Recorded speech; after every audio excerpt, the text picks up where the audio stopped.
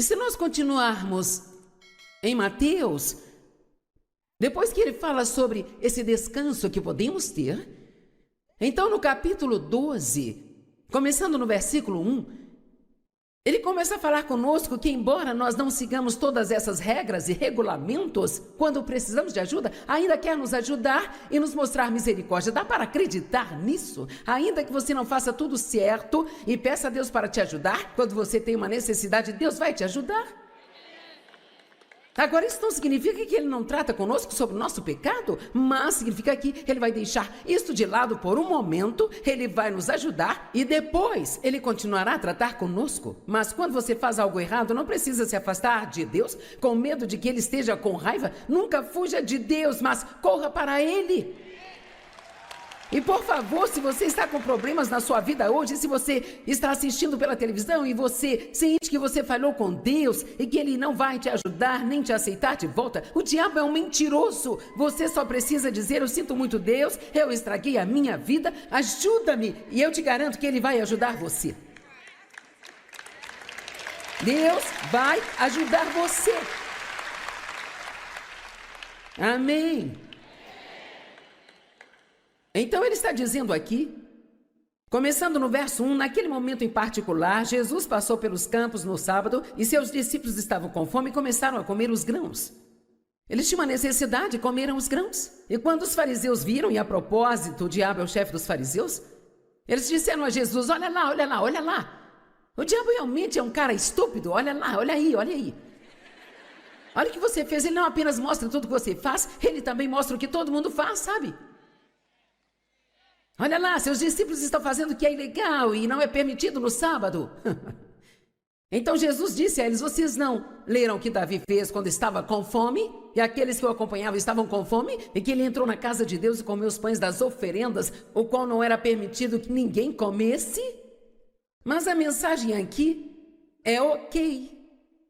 Havia uma regra que dizia: não faça isso. Então eles normalmente seguiam aquilo, mas agora, de repente, eles tinham uma necessidade.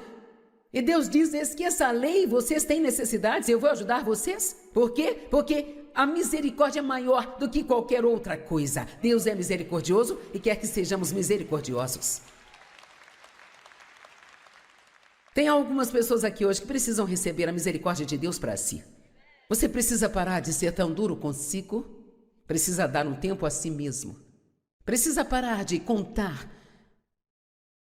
e dizer: Deus não está bravo comigo. Eu não sou um fracasso. Deus não está desapontado. Eu não estou dando a Ele menos do que Ele esperava. Sabe por quê? Deus sabe exatamente o que esperar de você. Deus não é como um treinador que deixou o menino jogar beisebol e o time estava ganhando até que o menino veio para rebater e rebateu para fora no último tempo e fez todo o time perder. E então agora o treinador está decepcionado com aquele garotinho. Deus já sabia que você erraria antes mesmo de deixá-lo entrar no jogo. Amém? Será que alguém está conseguindo relaxar um pouco? Deixe-me fazer uma... Quanta coisa errada existe em você?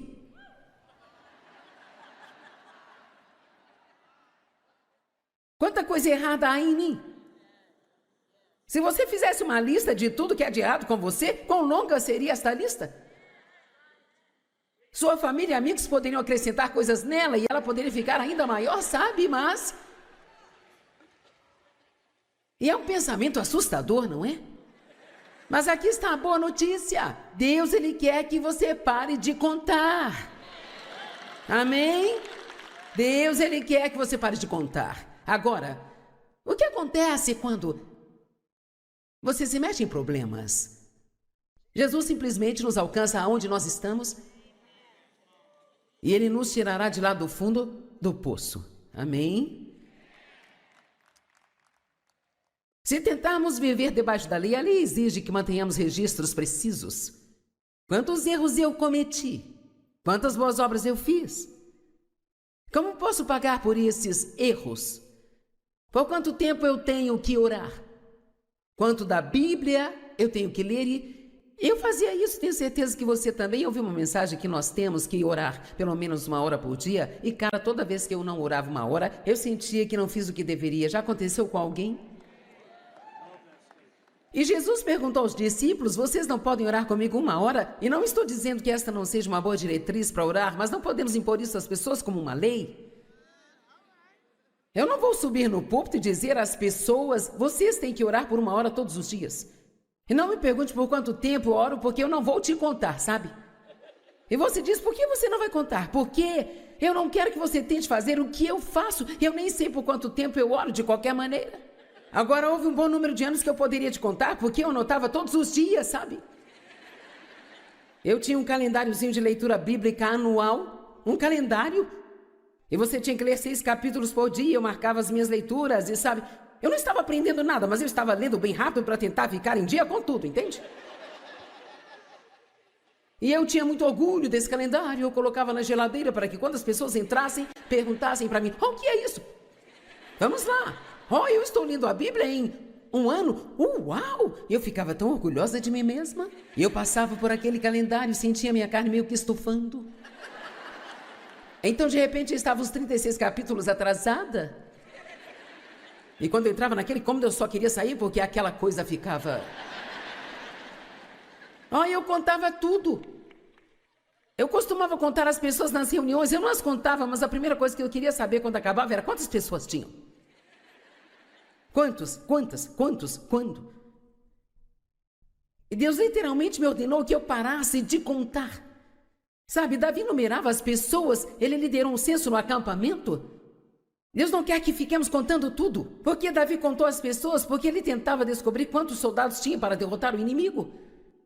E Deus não queria que ele contasse nada, porque ele é mais do que suficiente para nós. E não importa se eu leio 10 livros da Bíblia todos os dias e você lê um versículo, a única coisa que importa é se nós dois estamos sendo guiados pelo Espírito Santo e se estamos aprendendo alguma coisa. Não importa se eu oro 5 horas por dia e você ora 10 minutos, a questão é: nós estamos orando, estamos fazendo a obra, nós estamos seguindo a liderança do Espírito Santo. É aí que vem a liberdade. Graças a Deus, eu não tenho que ser como você, nem você ser como eu.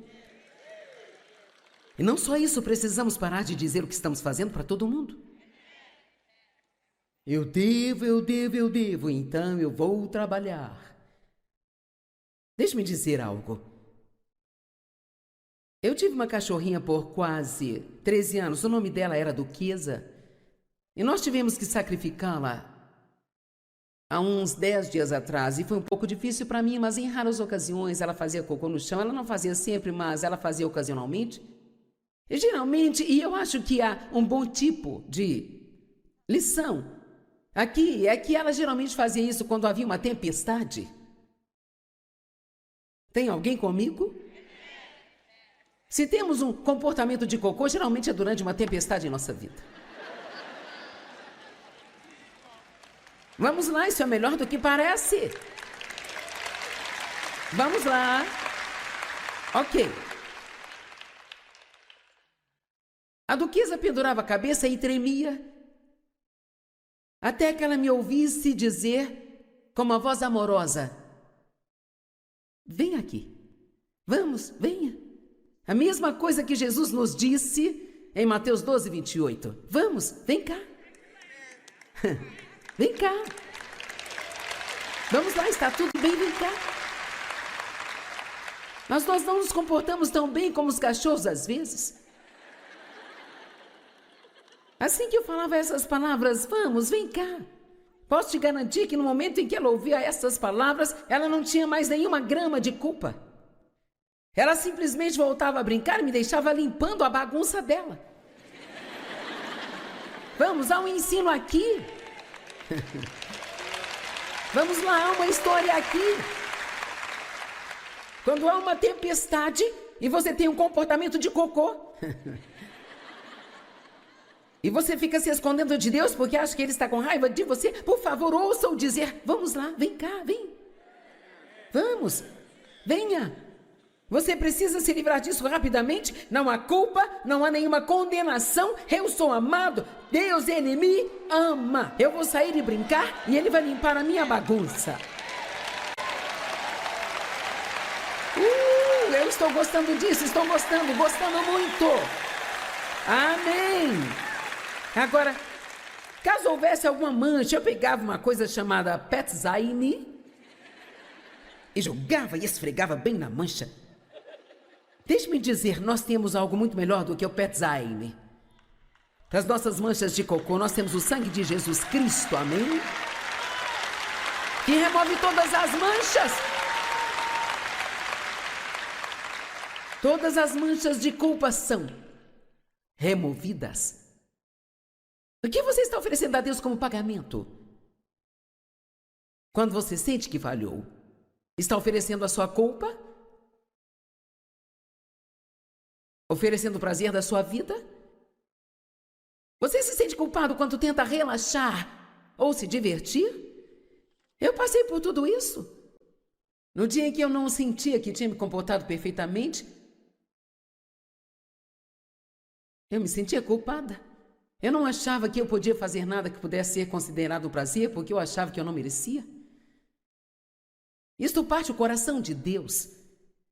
Ele nos deu tudo que nós precisamos para viver uma vida ótima. Deus nos deu tudo o que nós precisamos para viver uma vida excelente. E como eu disse nesta manhã, eu amo o que o apóstolo Paulo disse em Filipenses 3. Pois eu estou determinado de que tomarei posse daquilo pelo qual Jesus Cristo morreu para tomar posse de mim. Deus tomou posse de nós em Cristo com um propósito. Ele tomou posse de você porque há uma vida que Ele quer que você viva. A vida azul de Deus é o que nos é oferecida e ela se chama vida eterna. E no momento em que você recebe a Cristo, a vida eterna não é só sobre ir para o céu quando você morrer, é sobre uma qualidade de vida que você começa a viver enquanto ainda está aqui, o que inclui justiça, ser justificado com Deus, paz e alegria no Espírito Santo. É ter vitórias e ser um vencedor na vida.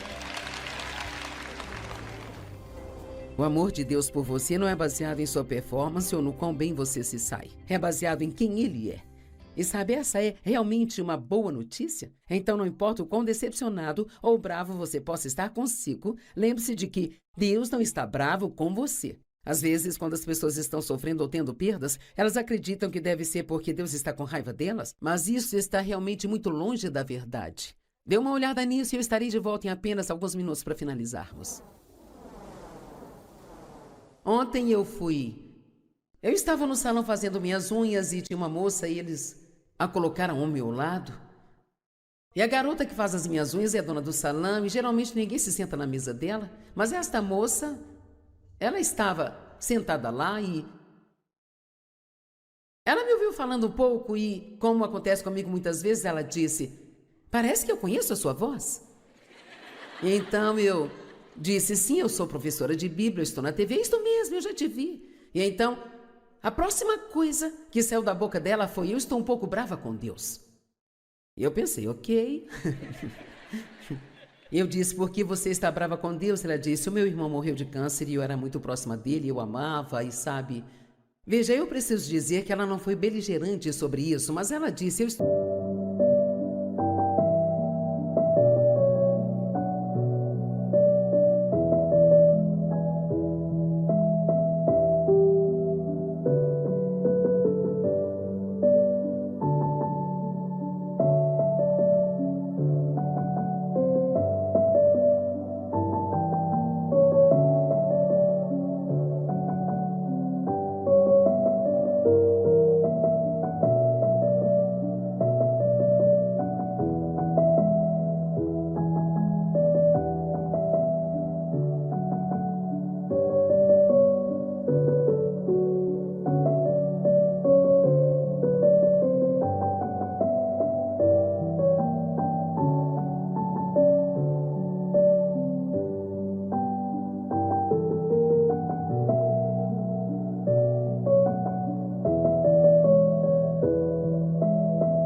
pouco brava com Deus.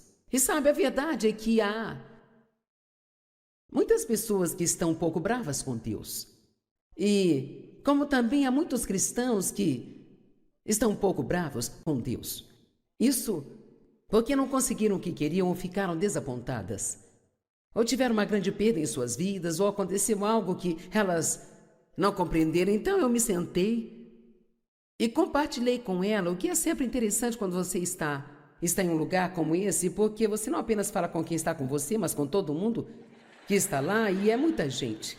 E então, nós tivemos uma mini reunião bem ali no salão, sabe?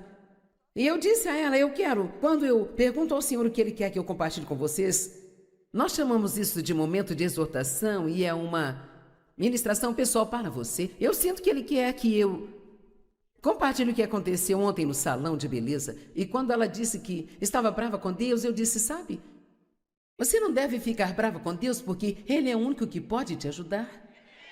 Então essa é a primeira coisa que eu gostaria que você recebesse hoje. Se você está sofrendo agora, ou se algo acontecer no futuro, nunca fique bravo com Deus, porque Ele é o único que pode te ajudar. Ele é o único que quer te confortar e fazer as coisas melhorarem. E não culpe a Deus por seus problemas. Deus é bom. Ele é bom. E o diabo é mau. E você não pode ficar tentando achar um bode expiatório para todos os problemas que você tem. Ninguém pode se sentar e explicar o suficiente para alguém que está realmente ferido o porquê de ter acontecido o que aconteceu com eles. Porque esta pergunta sempre aparece, bem, se Deus é soberano e se Ele pode fazer qualquer coisa, então por que Ele não fez nada sobre esta situação? Quer saber? Acho que não existe ninguém que seja qualificado para responder a isso. Quando eu era criança e meu pai abusava sexualmente de mim, eu orava, sabe? Eu não sabia muitas coisas sobre Deus, mas eu sabia que Ele existia, eu orava para que Ele me tirasse daquela situação. E eu fui à igreja com alguns parentes. Quando eu tinha 9 anos, eu recebi a Cristo e então me apoiei um pouco mais em Deus e eu orei por coisas que eu não deveria ter orado. Eu orei para que meu pai morresse, orei para que minha mãe se divorciasse, orei para muitas coisas porque eu estava sofrendo muito. Mas Deus não me tirou daquela situação, mas Ele me deu a força e a graça para passar por aquilo. E mais tarde na minha vida eu deixei pegar as coisas que tinham acontecido e me machucado tanto e transformá-las em algo que pudesse realmente dar o troco no diabo e assim então ajudar milhões de outras pessoas a saber que Deus pode ajudá-las. Então, você pode, qualquer coisa que o inimigo faz que te fere, você sempre pode dar o troco nele, sabe? Veja, aquilo que ele quer é nos deixar bravos e amargos e cheios de ódio, e tudo o que ele quer é que nós nos afastemos de Deus. Mas veja, quando você está ferido, nunca fuja de Deus, mas corra para Ele. Ele está te esperando de braços abertos. E sabe, quanto à pergunta, por que Deus não fez alguma coisa? Sabe, muitas dessas perguntas são encontradas na resposta de que Deus não queria um bando de robôs que não tivessem escolhas sobre o que devem fazer. Ele não quer que tenhamos a obrigação de amá-lo, Ele não quer que sejamos obrigados a ser bons, não quer que sejamos obrigados a fazer a coisa certa. Ele nos deu livre-arbítrio. E sempre que você dá...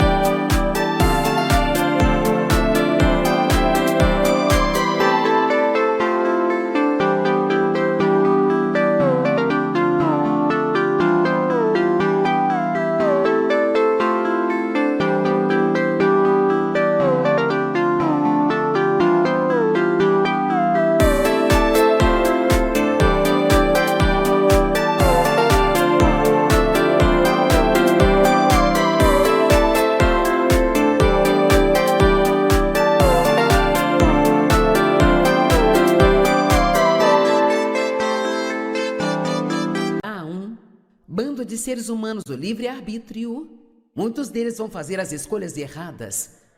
E Então há um princípio do pecado que está em ação no mundo hoje e o diabo faz com que todas as coisas fiquem muito confusas e não é difícil de se olhar ao redor. Vamos, nós somos mais inteligentes do que isso. Nós podemos olhar ao redor e ver o que está acontecendo no mundo de hoje, o que está acontecendo na sociedade hoje. E quanto mais desenfreado o pecado se torna, menos moralidade existe. Quanto mais violência existe, mais destruição existe e mais ódio existe. E quanto menos as pessoas se voltarem para Deus, então mais aberta ficará a porta para o inimigo entrar em suas vidas. Deixe-me dizer se é assim que eu me sinto sobre isso. Se eu não tivesse Deus na minha vida, eu não sei como eu me levantaria da cama todos os dias. Porque certamente não há nada lá fora pelo que viver. Então, eu disse a ela, quer saber? Na verdade, acho que mais do que estar com raiva de Deus, você está muito ferida. Agora ouça-me, porque alguém precisa disso. Quando estamos sofrendo, sempre queremos ter alguém para pôr a culpa. Sempre. Você quer ter alguém para culpar. O médico não cuidou bem do meu parente. Deus, ele não fez isso. Aquela outra pessoa não fez aquilo. Alguém não fez aquela outra coisa. Esqueça a culpa. Você não pode voltar e desfazer algo que já foi feito. Seja lá qual for a sua dor, pegue isso tudo nas suas mãozinhas e ofereça a Deus. E diga a Deus, pegue essa dor e faça cooperar para o meu bem. Acho que tem pessoas aqui nesta noite que isso iria te ajudar muito se você deixasse algumas coisas para lá. Ei, por que você não deixa esta noite ser o dia onde você vai decidir que você não vai perder nem sequer mais um minuto de tempo tentando entender coisas que você nunca jamais entenderá? Eu amo que Davi disse, o salmista, ele disse, eu não coloco a minha mente em coisas que são maravilhosas demais para mim. Há muitos mistérios a respeito de Deus. E se simplesmente nos apegarmos ao fato de que Deus é bom, e um dia nós vamos entender todas as coisas, mas não por agora. Por agora, nós temos o privilégio, não uma obrigação, mas o privilégio de confiar em Deus. Que benefício é ser capaz de dizer, enquanto todo o inferno está tentando invadir a sua vida e não há nada que você entenda e você está sofrendo tanto que mal consegue suportar, eu confio em Deus. Eu acredito que Ele é bom e que isto vai cooperar para o meu bem. Amém? E vai. Então eu quero ler uma escritura e depois eu quero orar por vocês. Vocês já ouviram isso, mas realmente absorva isso. Jesus disse, vinde a mim. Ele não disse, fujam de mim. Vinde a mim. Todos vocês que trabalham estão cansados e sobrecarregados, e eu farei com que descansem. Eu vou tranquilizar, aliviar e refrescar a sua alma. Tome o meu jugo sobre você e aprenda sobre mim, pois eu sou gentil, manso, humilde e puro de coração. Este parece ser alguém que sai por aí machucando as pessoas e as deixando infelizes? E você encontrará descanso, alívio e tranquilidade e refrigério e recreação e bênção silenciosa para a sua alma.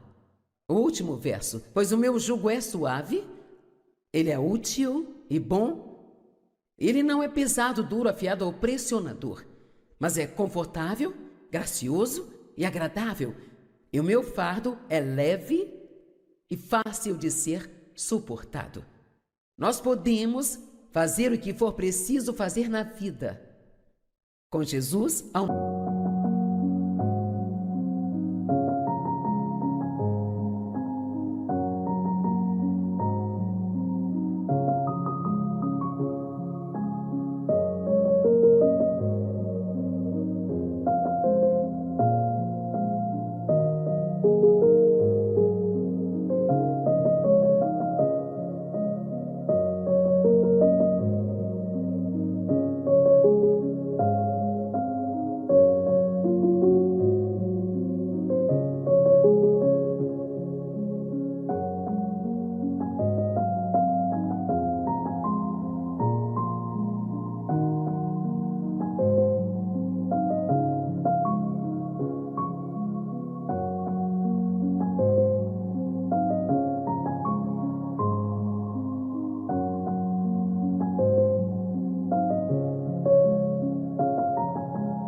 nosso lado. Amém? Você pode não saber a resposta para o que está acontecendo em sua vida, mas Deus sabe. Pai, nós oramos em nome de Jesus, para que o Senhor conforte as pessoas que estão sofrendo, para que nos fortaleça para os dias que virão. Nenhum de nós sabe ao certo o que vai acontecer amanhã, mas sabemos que quando o amanhã chegar, você estará lá como está aqui hoje. Peço que cure as almas daqueles que tiveram grandes perdas. Eles tiveram uma dor tremenda, perderam o seu emprego, perderam uma oportunidade, tiveram uma decepção, perderam a sua saúde, alguém que amavam. Qualquer forma de sofrimento, conforte-os. Apenas os visite nos seus lugares, com o conforto do Espírito Santo. Eu oro para que a palavra desta noite os refresque, os instrua e os ensine, os lidere e também os guie. E que enquanto a palavra está sendo ensinada, que você cure as pessoas que estão fisicamente com dor e doentes. Porque a sua palavra diz, no Salmo 107, que você envia a sua palavra e as cura, e que você as livra do poço da destruição. E há poder em sua palavra para curar, para livrar e para libertar. Quebre o poder dos vícios na vida delas hoje. Obrigada por tocar nas pessoas, por salvar os perdidos. Se há alguém aqui que não te conhece, Deus, que esta noite seja a noite em que eles abram seus corações e te deixem entrar. Toque as pessoas com o poder do seu Espírito. Encha-as agora com o seu Espírito. Obrigada por nos fortalecer e nos transformar em nome de Jesus. Em nome de Jesus. Amém.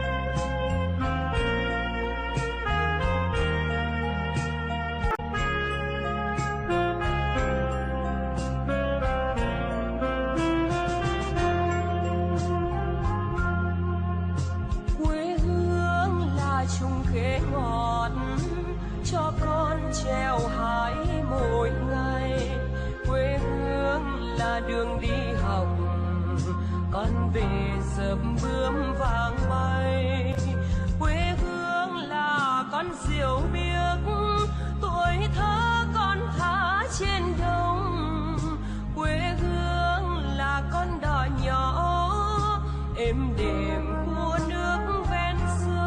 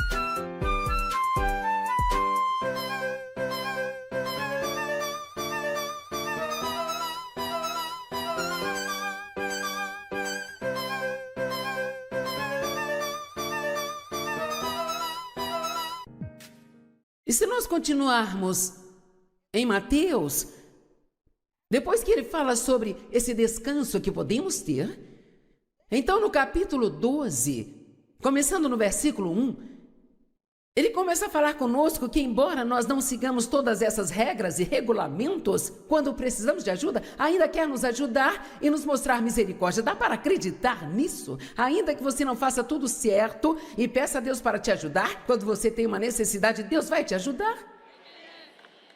Agora, isso não significa que Ele não trata conosco sobre o nosso pecado, mas significa que Ele vai deixar isso de lado por um momento, Ele vai nos ajudar e depois Ele continuará a tratar conosco. Mas quando você faz algo errado, não precisa se afastar de Deus com medo de que Ele esteja com raiva. Nunca fuja de Deus, mas corra para Ele. E por favor, se você está com problemas na sua vida hoje, se você está assistindo pela televisão e você sente que você falhou com Deus e que Ele não vai te ajudar,